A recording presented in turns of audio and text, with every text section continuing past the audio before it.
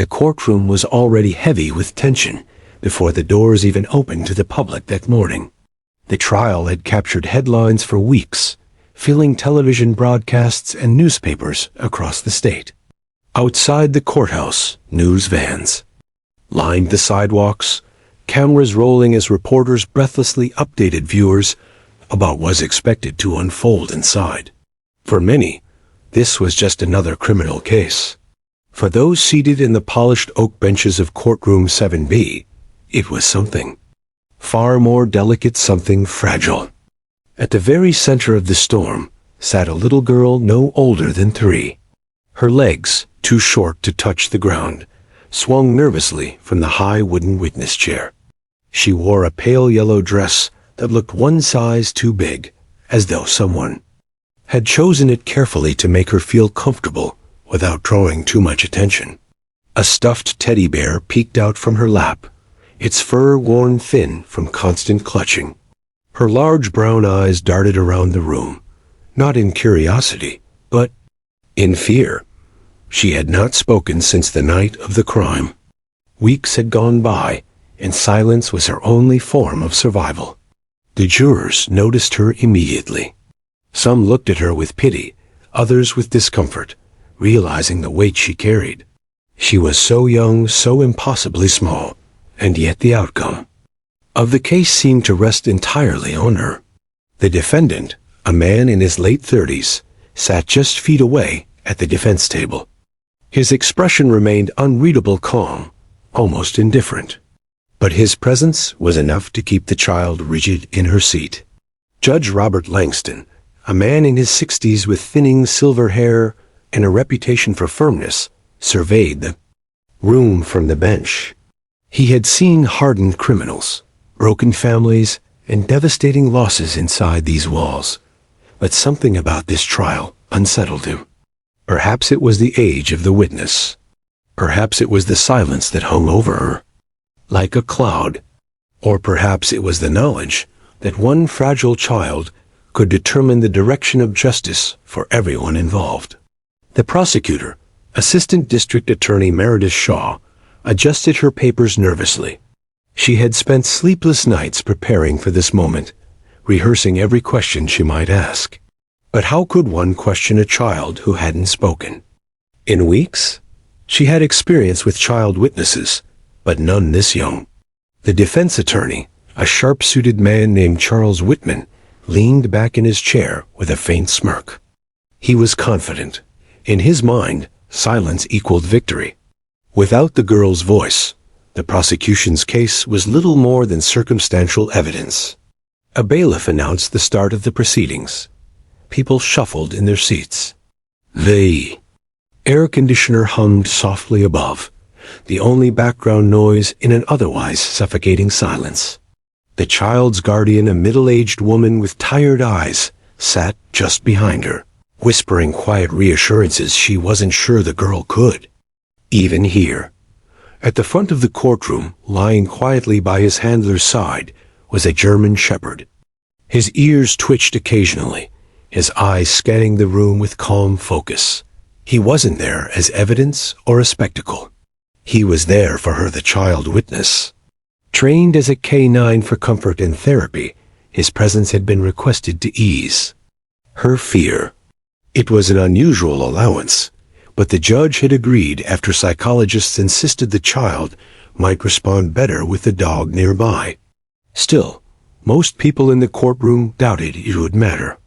No one expected a 3-year-old to suddenly break weeks of silence in front of strangers, under oath, with her abuser seated just feet away. Most assumed she would sit quietly, maybe cry, but offer nothing of substance. Some wondered if bringing her in at all was cruel. The first hour of testimony passed with procedural matters, the judge explaining the rules, the attorneys stating their positions. But everyone's eyes kept drifting toward the little girl, her small hands gripping the bear tighter with each passing minute. She shifted in her seat, her eyes flickering toward the defendant, then quickly downward again. Meredith Shaw finally rose, walking carefully toward the witness stand. She moved slowly, cautiously, as though approaching a frightened bird that might flee at the slightest noise. Her voice softened as she introduced herself to the child, though she knew the girl would not answer. "Hi, sweetie," Meredith said, gently. "Do you remember me? We met before at the office." The girl blinked, her lips pressed tightly together. She gave no answer. "That's okay," Meredith continued, her voice calm. "You don't have to say anything yet. I just wanted to let you know that you're very brave for being here today." The words hung in the air, but the child did not move. She hugged her teddy bear tighter, her eyes darting briefly toward the German shepherd at her feet. The canine lifted his head slightly, sensing her glance, but made no move. His steady presence was almost invisible to the adults watching, but to the child, it was a lifeline. Judge Langston adjusted his glasses, watching the exchange. He wasn't surprised at the silence. This was exactly what he had expected. The courtroom audience, restless, shifted again. Some sighed softly. A few journalists scribbled notes, though their faces suggested disappointment. Nothing dramatic was happening. Just a silent child in a courtroom, filled with people waiting for the impossible. Meredith tried again, this time holding up a piece of paper and a crayon. "If you don't want to talk, that's okay. You can draw for me if you like." The girl stared at the crayon, but did not move. Her little fingers curled tighter around her bear, refusing to let go. Charles Whitman, the defense attorney, leaned back with a smug glance toward the jury. This was his strategy in motion. The prosecution's star witness wouldn't talk. Without her testimony, their case would collapse. And the longer the silence stretched, the more uncomfortable the jurors would become. Silence, he knew, was just as powerful as speech. Yet, while adults wrestled with strategies and expectations, the little girl's focus was slowly shifting. She looked again at the dog. The German shepherd's chest rose and fell in steady rhythm. His eyes never left hers. He didn't demand words. He didn't pressure her. He simply existed calm, safe, and patient. Her lips parted slightly, though. No sound came. She tilted her head just a fraction, as if listening to something only she could hear. Her guardian noticed and leaned forward, hope flickering for the first time. The dog lowered his head onto his paws, his body language as relaxed as if he were lying at home by a fireplace. To the girl, though, he was more than a dog. He was a reminder of safety, of nights spent under protection, of a figure that had been present when her world shattered. She remembered him. And slowly, memory began to crack through her silence.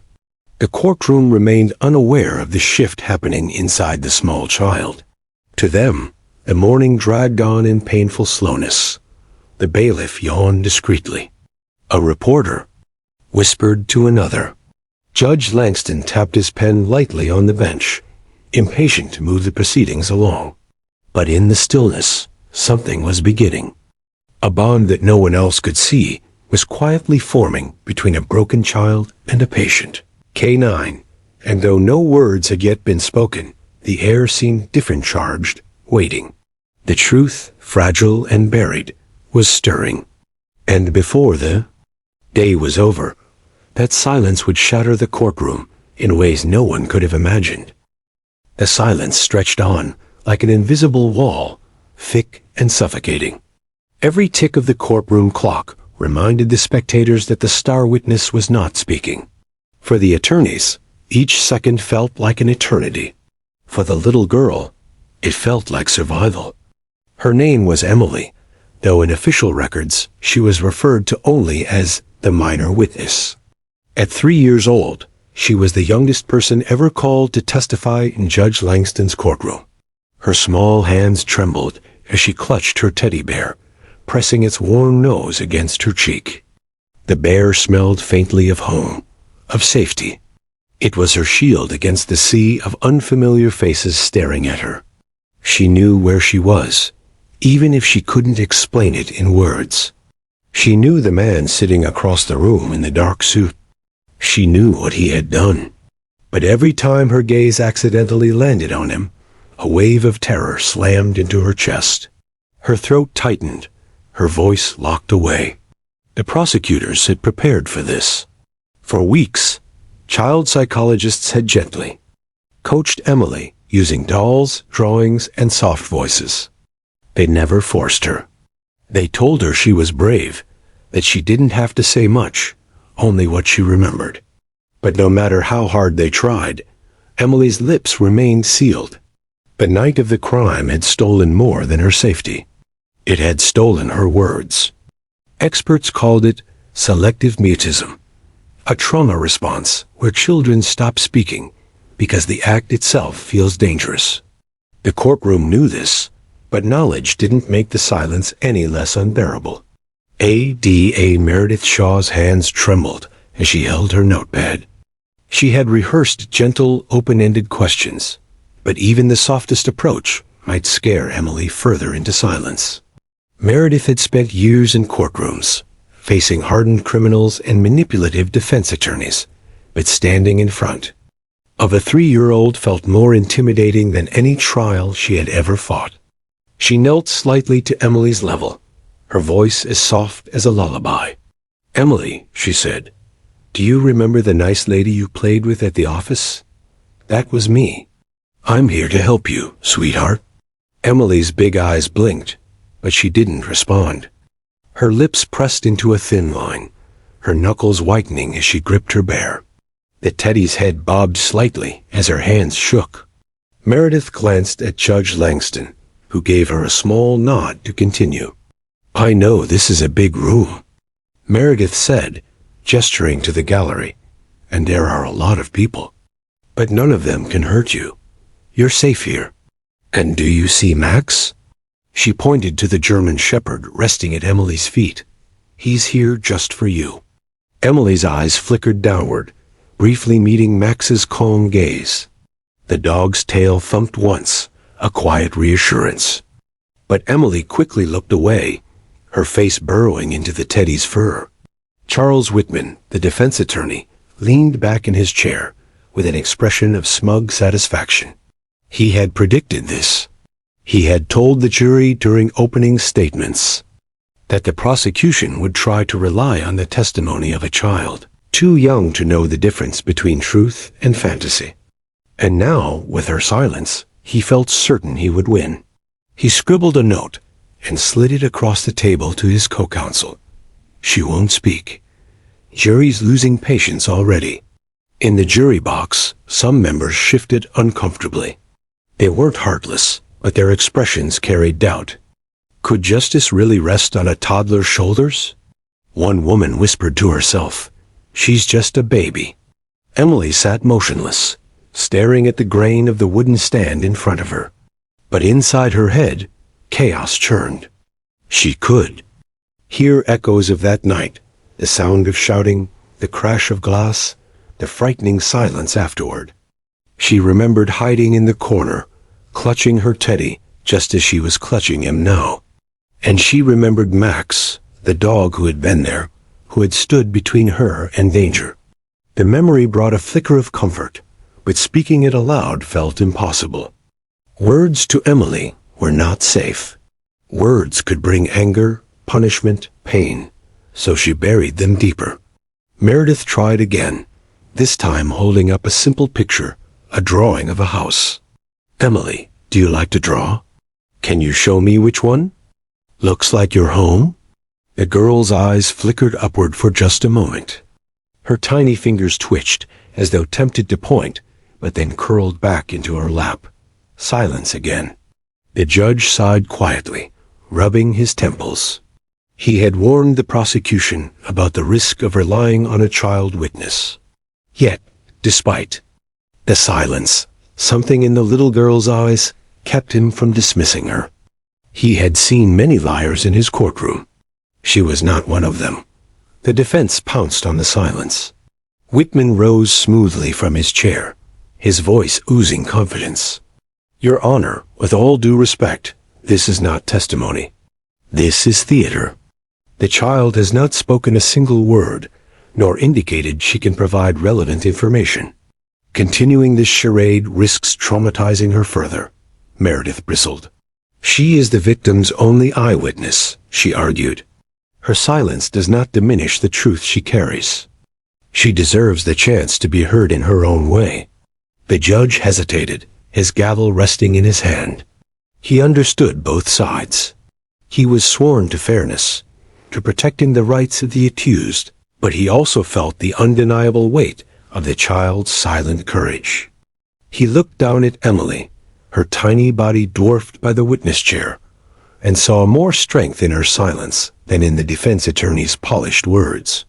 The gallery remained restless. Reporters scribbled, cameras outside buzzed with anticipation, and the world beyond the courthouse waited for updates. Yet inside the courtroom, time seemed frozen, everyone waiting for a sound that might never come.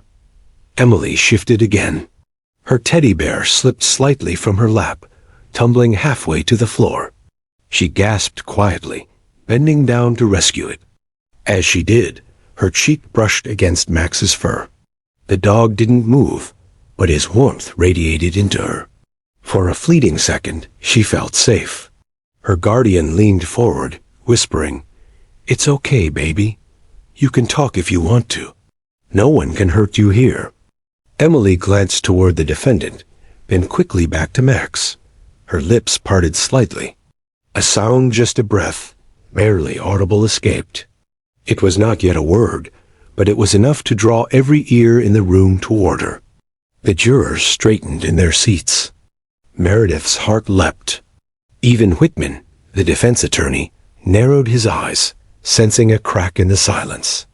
Judge Langston leaned forward, his voice soft but firm. "Emily, if you'd like to say something, we're ready to listen." But Emily's courage faltered, and she buried her face in the teddy again. Silence reclaimed the room. Still, the atmosphere had shifted. For the first time, the courtroom saw the possibility that the child might speak. It was fragile, uncertain, but it was there. A seed planted in silence, waiting for the right moment to bloom. The defense tried to regain control, raising objections, but their confidence was no longer absolute. The jury had seen the flicker. They had felt the tension. And though Emily said nothing more that morning, the silent witness had already begun to change the trial. Because silence, too, can speak. And before long, her silence would break in a way no one could forget. The German shepherd sat quietly at the base of the witness stand, his thick coat gleaming under the courtroom lights. His name was Max, though the official records identified him simply as K9 Unit 47. To Emily, he was more than a number. He was the only creature in that room who asked nothing of her, demanded nothing in return. He simply existed, calm and unshaken, even as the world around them trembled with tension. His handler, Officer Daniel Hayes, had spent years training Max not just as a service dog, but as a therapy canine for children in crisis. Max had walked into hospital rooms where words couldn't. He had sat beside children who had lost parents, survivors of car crashes, and witnesses of unspeakable crimes. His gift wasn't flashy. It was quiet, steady, undeniable. When the judge gave permission for Max to sit near Emily, many in the courtroom dismissed it as a gimmick. A dog in a courtroom? It seemed absurd to some. Charles Whitman, the defense attorney, smirked, shaking his head as though the prosecution were grasping at straws. But the jury's eyes told another story. Several of them softened as Max padded forward, his nails clicking lightly against the polished wooden floor before, settling beside Emily's chair. Emily's eyes darted toward him immediately. At first, her body remained rigid, her hands squeezing her teddy bear tightly. But Max didn't look at her directly. He simply lay down, stretching out comfortably, his head resting on his paws. His slow, rhythmic breathing filled the silence in a way no human voice could. The courtroom noticed the change instantly. It wasn't dramatic. Emily didn't suddenly start speaking. But something subtle shifted. Her shoulders, once tense, and raised, lowered just slightly. Her feet, which had been tapping nervously against the witness chair, stilled. Her guardian, seated just behind her, leaned forward and whispered, "It's okay, sweetheart. Max is here." The little girl's gaze lingered on the dog. Slowly, almost imperceptibly, she released her death grip on the teddy bear. Her tiny fingers brushed against Max's fur. The room seemed to inhale collectively, watching as the connection formed. Max didn't move. He didn't flinch or wag his tail excitedly. He knew better. His training had taught him that children needed space, patience, and consistency.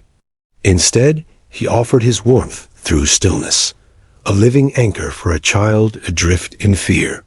For the first time since the trial began, Emily's lips parted slightly, though no sound came. It was as though the presence of the dog had reminded her of something she had forgotten, that safety still existed, even in this intimidating room filled with strangers. ADA Meredith Shaw seized the opportunity, but treaded carefully. She leaned forward, her voice calm. "Emily," she said softly, "do you like dogs?" Emily blinked. Her eyes flickered toward Meredith, then back to Max. Her lips trembled as though forming a word, but nothing came out.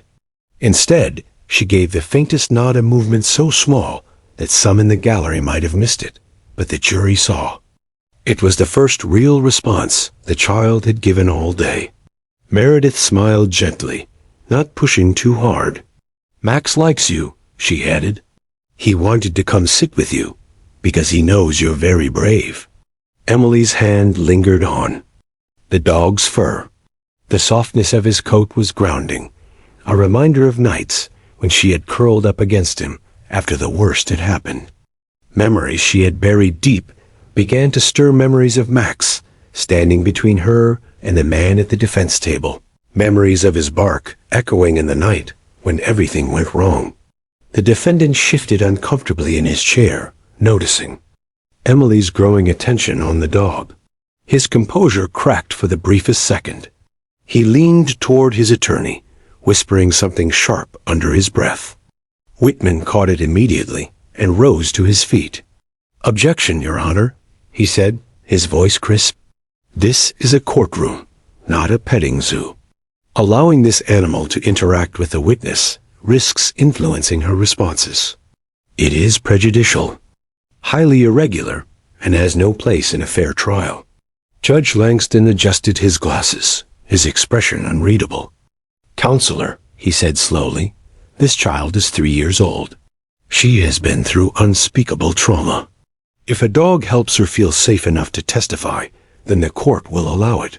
Whitman pressed, "With all due respect, Judge, this is theatrics. The jury is being manipulated by—" Langston's gavel came down sharply. "That's enough, Mr. Whitman. The objection is overruled." The defense attorney sat back, fuming. But in the jury box, the effect was already clear. Several jurors had softened further, watching Emily's tentative connection with Max. They weren't seeing manipulation. They were seeing trust being rebuilt before their eyes. Emily's guardian wiped away tears silently, unable to hide her relief. She had seen Emily retreat deeper and deeper into silence these past weeks, unreachable by any adult voice. To see her reach out, even silently, to Max was more than she had dared hope. Emily shifted in her seat again, her small legs dangling. She leaned forward slightly, her forehead almost touching Max's ear. The dog didn't move, didn't flinch. His breathing remained steady, his presence unshaken. A murmur ran through the courtroom. Was she whispering? Jurors craned their necks, trying to hear. Meredith's breath caught in her throat. Even Whitman stopped taking notes, his smirk fading. Emily lifted her head slowly, her eyes wet but clearer than before. She pointed a trembling finger at Max, her lips trembling as though a word was forming. For the first time, her silence cracked, not fully, not yet, but enough to electrify the room. The jury leaned forward, waiting. Meredith held her breath, praying. Judge Langston's gavel remained still, his focus entirely on the child. And though no word left Emily's mouth in that instant, her body language spoke volumes. Her connection with Max was undeniable, and everyone in the courtroom knew it. Something was happening. Something powerful. Something real. Emily wasn't speaking to the lawyers. She wasn't speaking to the judge. She wasn't even speaking to her guardian. She was speaking, in her own way, to Max, and the courtroom began to realize, when the words finally came, they wouldn't be for the adults at all. They would be for him. The German shepherd shifted slightly, his tail brushing against Emily's shoes, and she let out the faintest giggle, a sound so small, so fragile, but so profoundly human that it sent shivers through the room. The silent witness was breaking, not because of pressure, not because of strategy, but because of a dog who asked nothing and offered everything. And the entire trial was about to change because of it. The hush in the courtroom deepened until it felt almost unnatural. Every creak of the benches, every shuffle of a foot seemed amplified, as though the entire room was collectively holding its breath. All eyes remained fixed on the tiny girl seated in the oversized witness chair. Emily leaned forward slightly, her forehead brushing against Max's soft ear. The German shepherd didn't flinch. His stillness was its own kind of reassurance. His steady breathing was a rhythm against the noise in her head, calming the storm that had kept her silent for so long. For weeks, psychologists, lawyers, and caregivers had tried and failed to coax her voice out. Yet here, in the middle of a courtroom filled with strangers, she was showing signs of opening not to them, but to Max. Her guardian clutched a tissue tightly, afraid even the sound of her own breath might break the fragile moment. The jurors leaned forward unconsciously, their notebooks momentarily forgotten. And then it happened. A whisper. So faint it might have been mistaken for the rustle of clothing, but Officer Hayes, Max's handler, caught it immediately. He'd seen it before. Children who had locked away their voices sometimes spoke first to Max, because to them, Max wasn't an authority figure. He wasn't someone who demanded answers or carried expectations. He was simply safe. Emily's lips moved against Max's ear. The jurors strained, but they couldn't make out the words. Even Meredith Shaw, the prosecutor, standing only a few feet away, could only catch the faintest sound. But it was unmistakable. Emily was speaking. Gasps rippled through the room, hushed but undeniable. Did she? One juror whispered. I think she did, another answered, their voice trembling. The judge tapped his gavel lightly, not in warning, but in an attempt to preserve the silence, to keep the moment intact. His face softened, eyes narrowing with something close to hope. Emily pulled back slightly, her small hand still resting on Max's fur. Her eyes glistened, a mixture of fear and courage battling inside her. She opened her mouth again, but no words came. Instead, she lifted her trembling hand and pointed at Max, her teddy bear slipping to the floor unnoticed. She's trying, her guardian whispered, barely able to contain her tears. Whitman, the defense attorney, shifted in his seat. He didn't like where this was going. A child whispering into a dog's ear wasn't testimony, but he knew. The jury wasn't thinking in legal terms. They were feeling. And feeling, he realized, could be just as dangerous to his case as facts. He rose abruptly. Objection, Your Honor, he declared, his tone sharper than intended.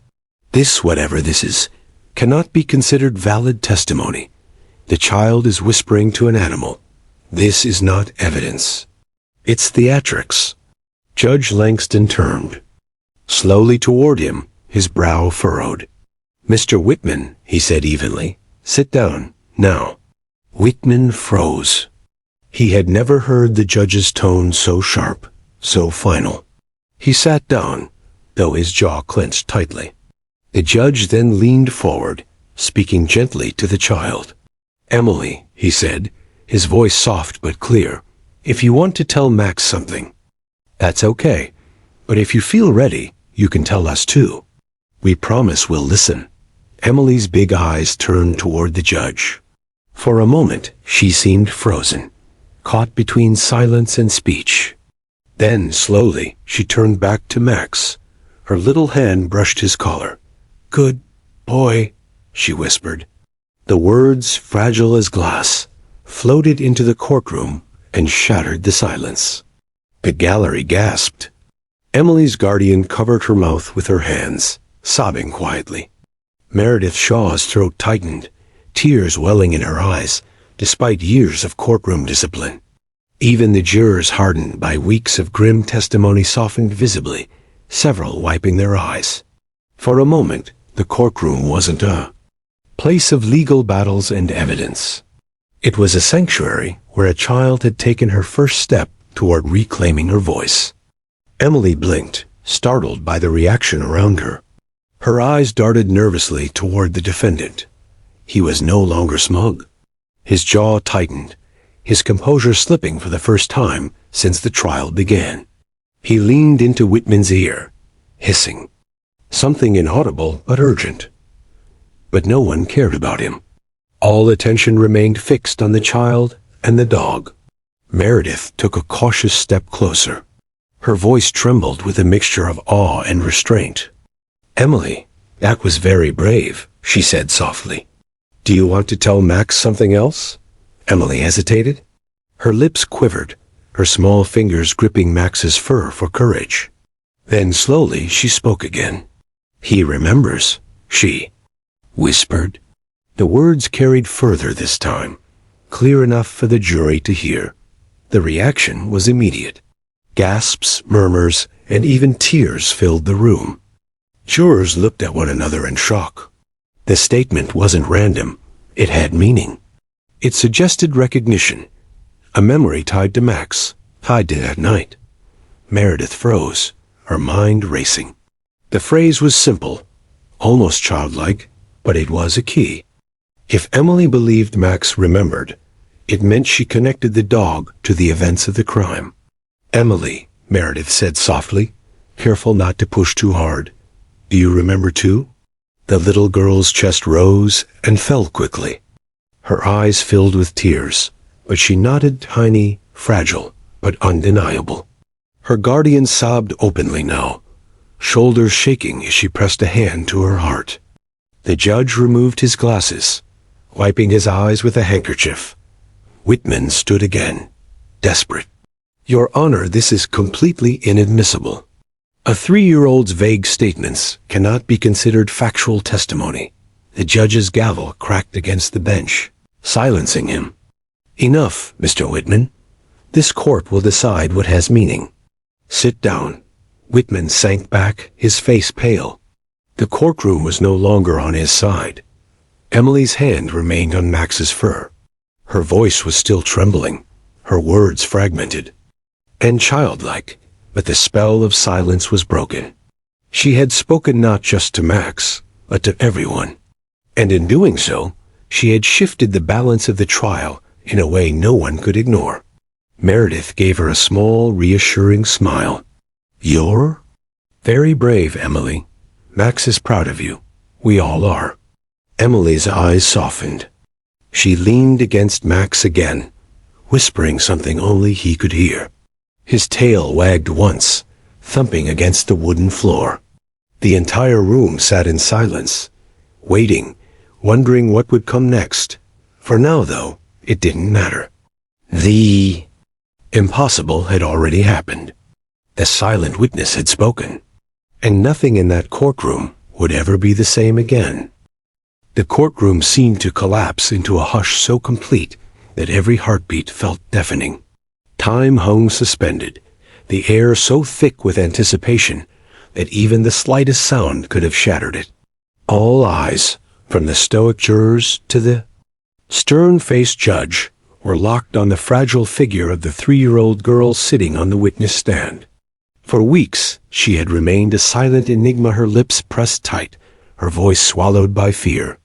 Psychologists, social workers, even her guardian had tried endlessly to coax her into speech, but trauma had held her in its cold grip. Now, in a courtroom filled with strangers, with the eyes of her community upon her, something shifted. The soft brush of the canine's fur beneath her fingertips seemed to act as a key, unlocking the silence she had been trapped in. The German shepherd didn't flinch or move. He simply sat, eyes steady, breath calm, radiating safety. And then, for the very first time in weeks, her voice broke free. "Good boy." The words were so fragile, they floated across the room like the faintest whisper of wind. Yet to the courtroom, they landed like a thunderclap. Gasps erupted. From the gallery, sharp, audible, uncontrolled. A woman sitting in the back clutched her chest. The prosecutor blinked in disbelief. Even the bailiff, a man known for his stone-faced composure, raised his brows in surprise. Her guardian's hand flew to her mouth, tears spilling down her cheeks as relief washed over her. After so many sleepless nights worrying the child would never speak again, this moment was nothing short of a miracle. The judge, known for his rigid control, had to raise a hand to quiet the murmurs. "Order," he said softly, his usual stern voice touched with unexpected gentleness. "Please let the child continue." The girl sat straighter now, still clutching her stuffed bear in one arm, while her other hand remained pressed to the canine's fur. The dog seemed to sense the significance of this moment. His tail gave the slightest wag, his ears twitching forward, as though encouraging her. She opened her mouth again. This time her voice was louder, clearer, though still tinged with fear. "He remembers." The courtroom froze. It wasn't just the words themselves, it was the weight behind them. "He remembers." The jurors shifted uncomfortably, exchanging glances. The defense attorney, once smug and confident, stiffened. In his seat, his pen falling motionless against his notepad. The prosecutor leaned forward, brow furrowed, carefully weighing his next move. Every child's word in such cases mattered, but these words, simple yet profound, hinted at something larger. "What do you mean, sweetheart?" the prosecutor asked gently, his voice lowered as though speaking across a delicate thread that might snap if tugged too hard. The girl's grip on her bear tightened, but her gaze didn't leave the canine. She looked at him as if he were the only safe soul in the room, her anchor in a sea of fear. She repeated, her voice trembling but resolute. "He remembers." The room erupted in soft whispers again, but this time the judge didn't silence them right away. Even he seemed caught in the weight of the moment. He leaned forward slightly, his eyes softening as he studied the child.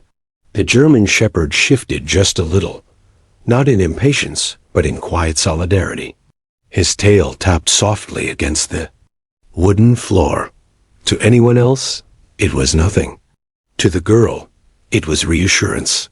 Her tiny fingers slowly rose. For the first time, she pointed across the courtroom. Her hand shook, but her intent was clear. Toward the defendant. Gasps ricocheted through the gallery, louder this time, impossible to contain. The defense attorney sprang to his feet. "Objection!" He barked, his voice echoing off the walls. "This is outrageous. She's 3 years old. She doesn't understand what she's saying. This is highly prejudicial and irrelevant."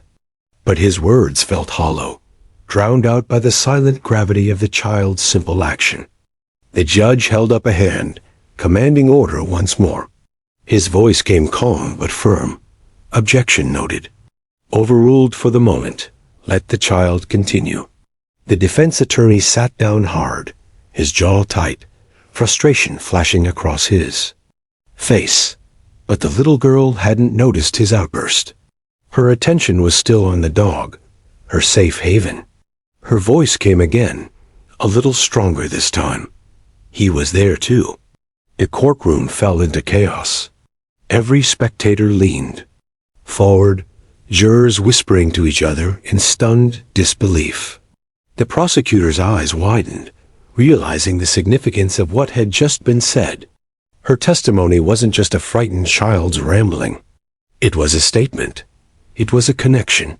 It was evidence. The K-9, trained to be silent in moments of high tension, simply gazed back at her as though confirming what she already knew. The prosecutor cleared his throat, trying to steady his voice against the tidal wave of emotion flooding the courtroom. "Sweetheart, are you saying the dog remembers what happened that night?" The girl nodded slowly, tears brimming in her eyes, but her courage holding steady. She pressed her forehead gently against the shepherd's ear once more. "Yes," she whispered. "He remembers. Just like me." Those words cracked open the atmosphere of the courtroom in ways no legal argument could. The jurors were visibly shaken. One woman dabbed her eyes with a tissue. A man at the far end pressed his lips tight, his jaw working as if he were holding back emotion. The judge leaned back in his chair, exhaling heavily, as though realizing he was no longer presiding over just a trial. He was witnessing something far more human, raw and profound. The defense attorney scrambled to recover, objecting again, claiming this was childish fantasy. But the damage was already done. The jury had seen it. They had felt it. This wasn't fantasy. This was truth breaking through fear. The little girl, who had once been silent, had spoken. And what she said carried the power to shift everything. Her guardian sobbed quietly in the corner, overwhelmed with pride and heartbreak all at once. Reporters scribbled furiously, their pens racing to capture every syllable of the girl's words. The K-9 handler, standing stoically nearby, clenched. His jaw as emotion threatened to crack through his own professional demeanor. The defendant, once smug and confident, now sat pale, his hands gripping the table so tightly his knuckles turned white. For the first time, the mask of arrogance slipped, replaced by something closer to fear. And through it all, the little girl kept her hand on the dog, her voice barely above a whisper, but ringing with undeniable truth. He remembers. The simplicity of the statement made it unshakable. It wasn't rehearsed, it wasn't coached, and it wasn't forced. It was raw, pure testimony born not of strategy, but of trust between a child and a dog. The moment stretched, its weight pressing down on everyone in the room. It was more than evidence. It was the breaking of silence. It was the courage of a 3-year-old overcoming fear with the help of a loyal companion. And in that fragile courtroom, filled with hardened professionals and skeptical minds, not a single person could deny the tears welling in their eyes. Because sometimes the truth doesn't come in grand speeches or lengthy testimonies. Sometimes it comes in the trembling voice of a child, whispered through the ears of a faithful dog. The silence that followed the girl's trembling words was unlike anything the courtroom had ever experienced. It wasn't the hush of routine order, it was heavier, denser, almost sacred. Every ear strained, every heart thudded against its ribcage. A child had just said the unthinkable. He remembers. And though her words were simple, their weight shook the air like thunder rolling through the hills. The prosecutor, a seasoned attorney who had built his career on precision and control, felt his throat tighten. He had prepared dozens of strategies, but nothing could have prepared him for the fragile voice of a 3-year-old cutting straight through the thick walls of legal formality. He leaned slightly forward, careful not to tower over her, his voice lowering into something softer than the usual courtroom tone. "Sweetheart," he said gently, "can you tell us what you mean?" The girl clutched her bear tighter, her knuckles white, but her gaze never strayed from the German shepherd sitting loyally by her side. The K-9's chest rose and fell steadily, his eyes fixed on her like she was the only person in the world. The room seemed to fade into the background lawyers, jurors, the defendant all blurring, leaving just the child and the dog. Her lips trembled again before she repeated, louder this time, "He remembers." The words sent another ripple through the audience. Some gasped. Others frowned, trying to make sense of what a child's imagination might mean. But then came the moment that sealed the weight of her statement. With a shaky hand, she lifted her small finger and pointed not at the dog, not at the prosecutor, but directly at the man sitting at the defendant's table. He was there too. The room erupted in murmurs. Jurors leaned forward as though drawn by an invisible pull. The defense attorney immediately shot to his feet. "Objection!" he barked, voice trembling with a desperation he couldn't quite mask. "This is highly improper. She's a toddler, Your Honor. She doesn't know what she's saying." But even as he spoke, he knew it was too late. The power of those words had already taken root. The judge raised his gavel, but didn't strike it down. Instead, he studied the little girl, his lined face unusually soft. For years he had presided over cases, listening to testimonies stacked with jargon and evidence, lies wrapped in polished suits. But this was raw, unfiltered truth, the kind that could not be coached or rehearsed. He leaned forward slightly, his voice steady but filled with compassion. "Child," the judge asked, breaking the tension carefully, "what do you mean? He was there too." The little girl's chest heaved with uneven breaths. She turned her head slowly, eyes wide and damp, toward the prosecutor as though seeking silent permission. The prosecutor nodded once, his heart pounding. She swallowed hard. "The dog was there," she whispered. "That night, he barked. He saw. He remembers." Every juror shifted at once. The implication was devastating. The canine wasn't just a comfort animal. He had been at the scene of the crime. The defense attorney scrambled for his papers, shuffling them furiously as though ink and documents could undo the damage unraveling before him. "Objection!" He roared again, his voice cracking. "We cannot allow the testimony of a 3-year-old to determine the course of this trial. This is outrageous." But his outrage was hollow. The jurors' faces told the truth. Most were moved, some visibly shaken. The girl's words had broken past legal arguments and struck at something deeper. Belief. The prosecutor rose again, calmly but firmly. "Your Honor, with all due respect, the defense may dismiss her age, but children this young do not fabricate trauma. Her words are her truth, and the presence of this canine at the scene is documented. We cannot ignore that connection." The judge let the tension stretch, the weight of the decision heavy on his shoulders. But the child, small, trembling, yet suddenly braver than anyone else in the room, spoke again. "He barked at him," she said, her voice louder now, pointing again at the defendant. "He barked because he knew." Gasps filled the courtroom like a sudden wind.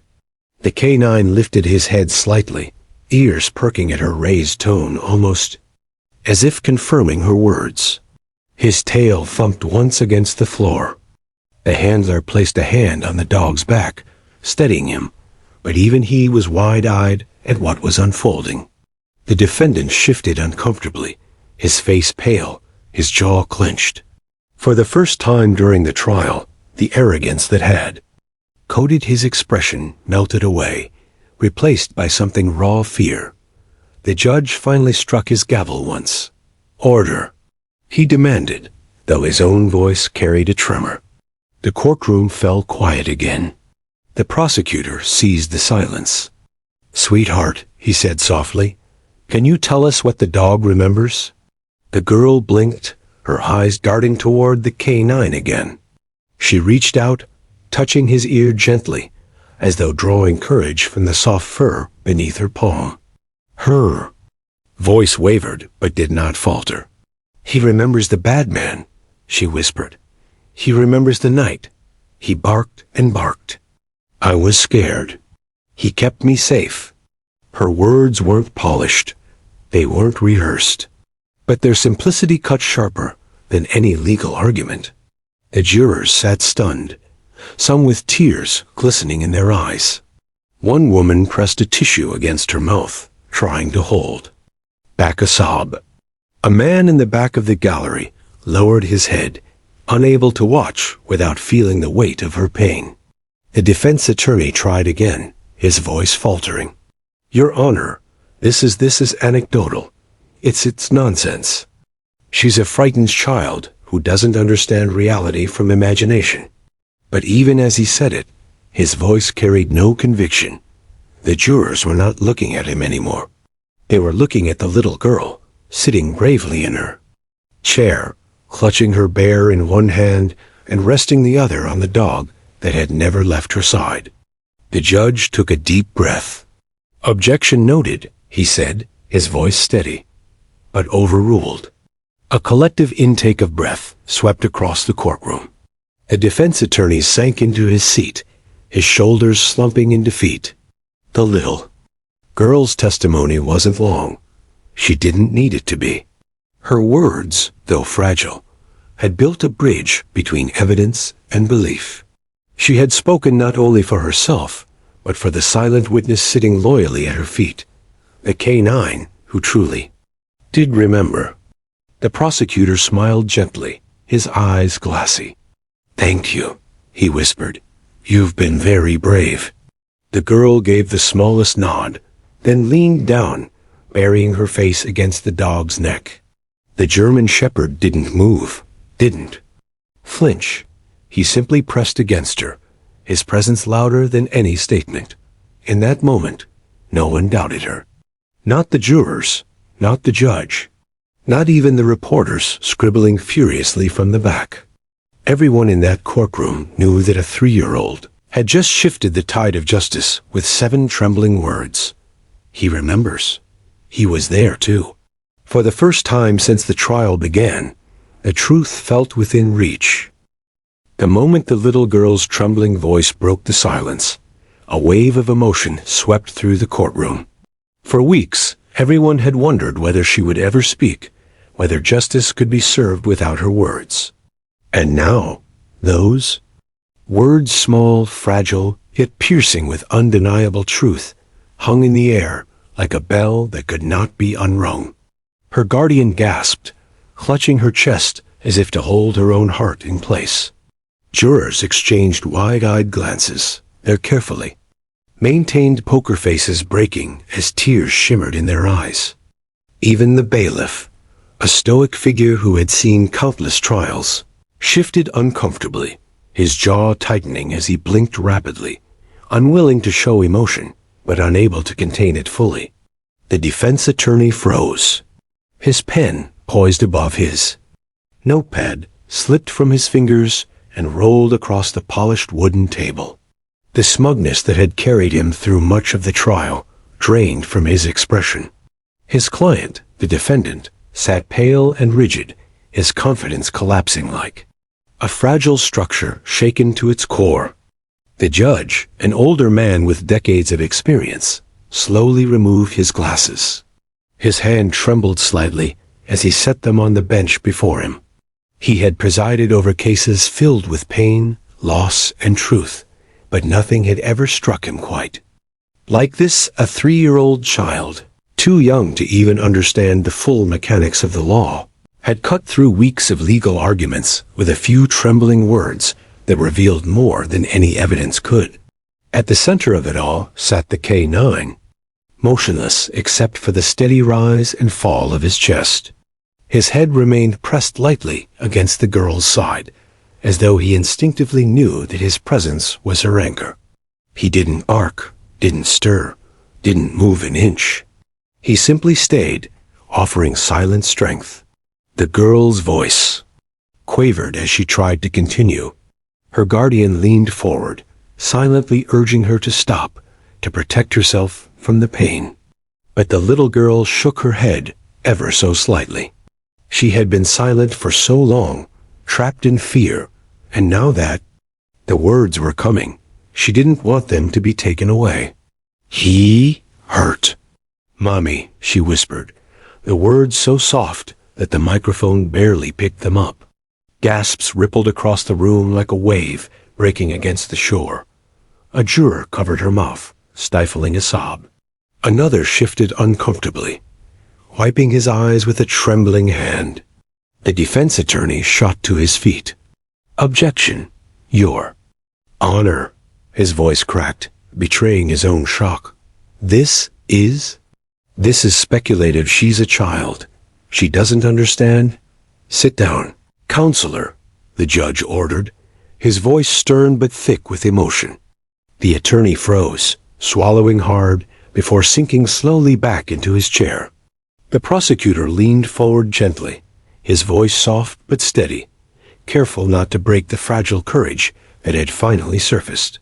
Sweetheart, he said softly, you're very brave. Can you tell us what you remember? The girl's little hand clenched the stuffed bear tighter, the faded stitching stretching under her grip.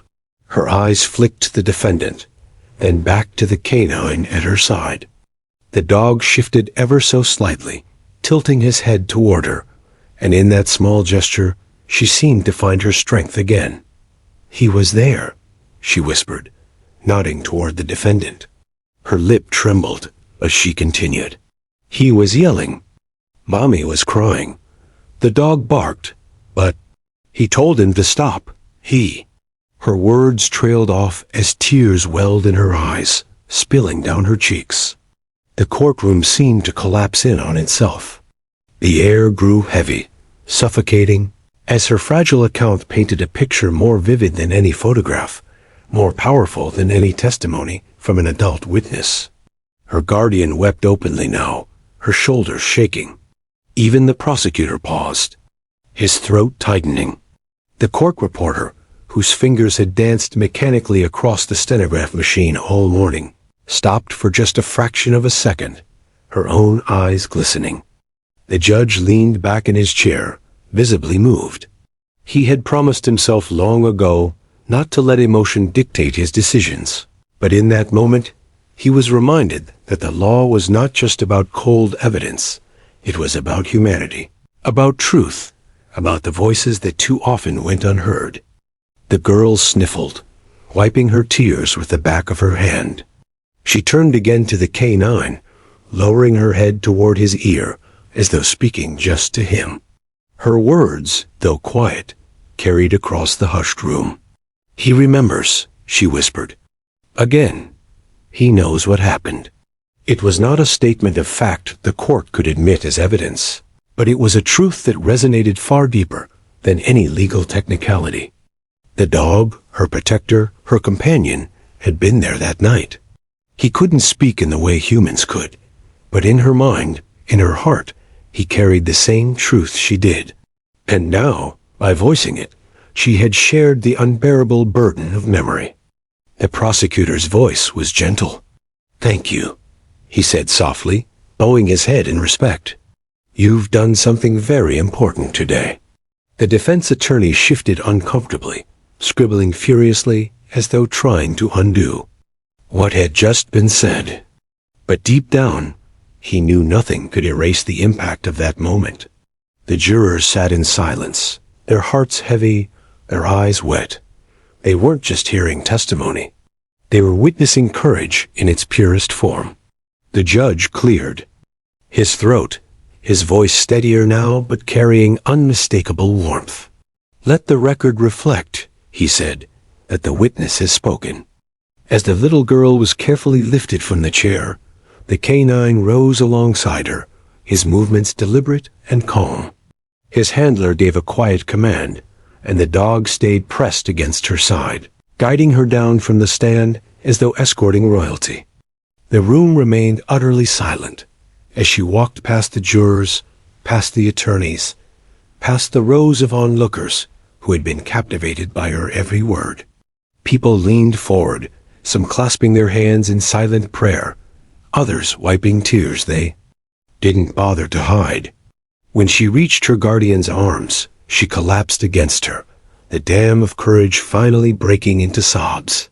Her guardian rocked her gently, whispering soothing words, though her own voice cracked with emotion. The K9 sat beside them, calm and protective, his watchful eyes scanning the room, as though daring anyone to disturb her peace again.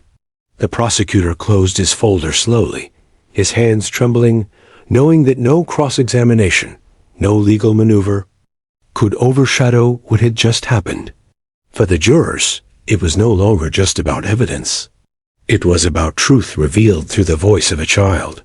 It was about the undeniable power of innocence standing against cruelty. The judge finally broke the silence. "Court will recess," he announced softly, his voice thick with emotion. He banged the gavel once, though even that familiar sound seemed subdued, respectful. As the courtroom emptied slowly, the image of the little girl's tears and her whispered words lingered in every mind. Reporters scribbled furiously, already knowing the story would shake not just the case, but the community. Lawyers shuffled papers with unsteady hands, their usual confidence stripped away by the raw power of truth. And yet, amid the chaos of emotions, one thing remained steady: the bond between a child and the canine who had given her courage. He had not spoken a word, yet he had been her voice, her anchor, her strength. By the time the jurors left for their brief recess, many carried tissues, their faces pale but resolute. They had just witnessed something that transcended the courtroom walls. And somewhere deep inside, even the defendant, once so sure of his control, felt the cold weight of truth pressing against him. For the first time, he understood he was no longer just facing lawyers and evidence. He was facing the unshakable testimony of a child's heart. The courtroom had seen tears before, but never like this. These were not tears of manipulation or strategy. They were tears born of pain, courage, and undeniable truth. And those tears, once shed, could never be forgotten. The courtroom remained quiet as the little girl clutched her guardian, Max the canine sitting loyally beside her. Every person in the room seemed suspended in the gravity of what had just occurred. Weeks of testimony, evidence, and arguments had led to this moment. Yet it wasn't a lawyer's skill or a meticulous chart that had shifted the trial. It was the fragile, unwavering courage of a 3-year-old and her faithful companion. Her guardian gently rocked her, whispering soothing words as tears streamed down both their faces. Emily's sobs were small but steady, a mixture of relief and lingering fear.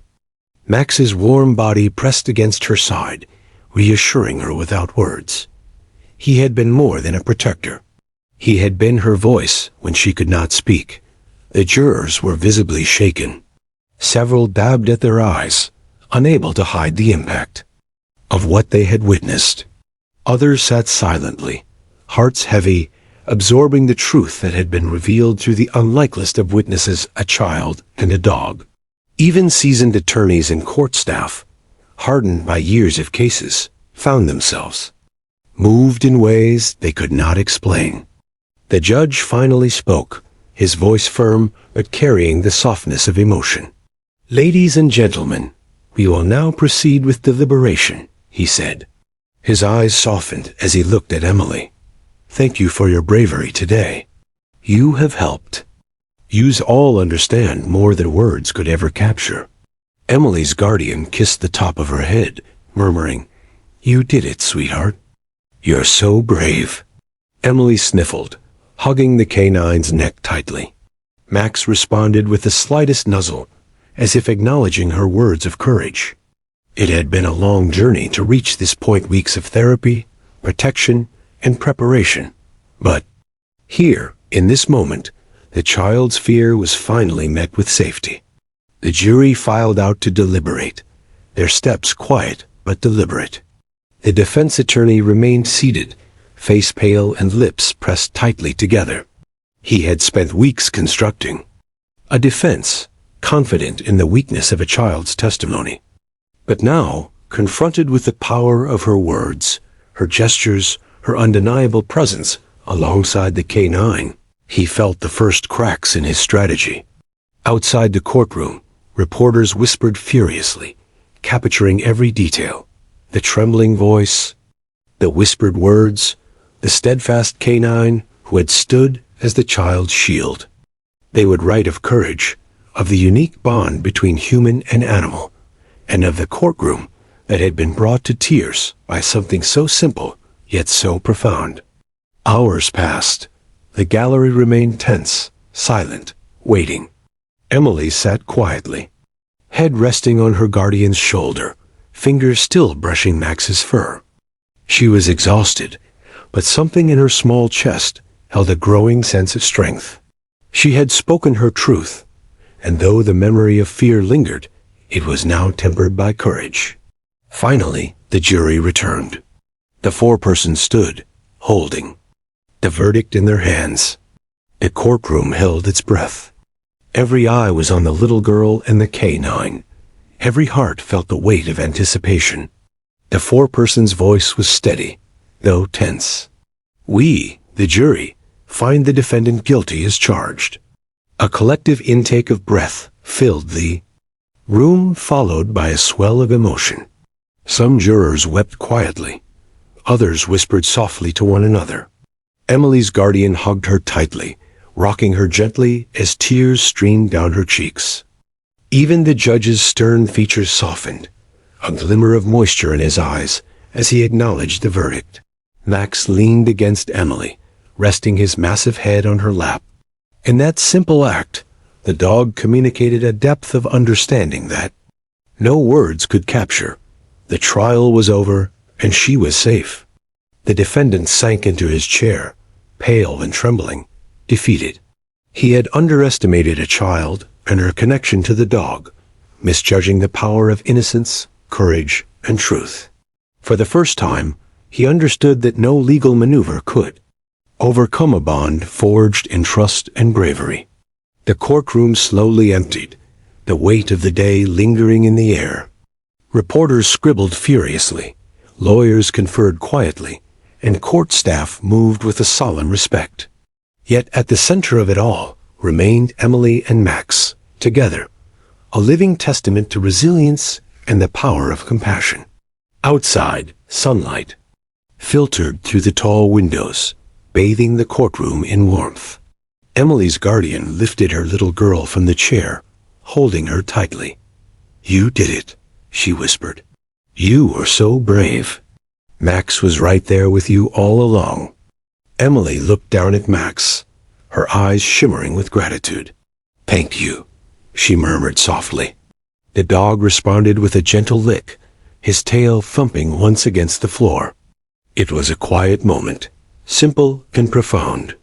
Weeks later, Emily's story would become known throughout the community. People would marvel at the courage of a 3-year-old and the loyalty of a K-9 who had bridged the gap between fear and safety. Her words, whispered to a dog in a courtroom, had reminded everyone that justice was not only about evidence, it was about truth, courage, and heart. The prosecutor, reflecting on the trial afterward, admitted that he had never seen anything like it. "It was a lesson in humanity," he said quietly. "That dog, that child, they reminded all of us what really matters." Emily's guardian would later recount the weeks leading up to the trial, how Max had never left the child's side, even at home. He had been her anchor during nightmares, her shield in the dark, and now, in the courtroom, her voice. It was a story of courage and trust, one that would remain etched in the memories of everyone present. The K-9 handler, Officer Hayes, quietly patted Max's head. "You did good, boy," he murmured. "You helped her speak when no one else could." Max rested his head against the officer's hand, calm and unassuming, unaware of the full impact of his presence. Emily, holding her guardian's hand, stepped out of the courtroom into the sunlight, Max walking loyally by her side. She was small, but her spirit was unbreakable. She had spoken her truth, faced fear, and in doing so, changed everything. And though the world around her would never fully understand the depth of her courage, she carried it within herself, alone, with the quiet, steadfast support of a dog who remembered everything. As they walked down the courthouse steps, the public, the press, and onlookers could see the bond that had carried her through the trial. It wasn't just a dog at her side. It was hope, protection, and the embodiment of the courage she had found within herself. In that moment, Emily's voice, once silent, had been heard. Justice had been served. And the canine, patient and loyal, remained a symbol of the quiet strength that had made it all possible. The little girl had taught everyone present a lesson in bravery, trust, and the unbreakable bond between a child and her protector. The courtroom would never forget the sound of her fragile, unwavering voice, the voice that had turned fear into truth and silence into courage. And in the hearts of all who witnessed it, a single, undeniable truth remained. Sometimes the smallest voices, guided by the purest of hearts, can change everything.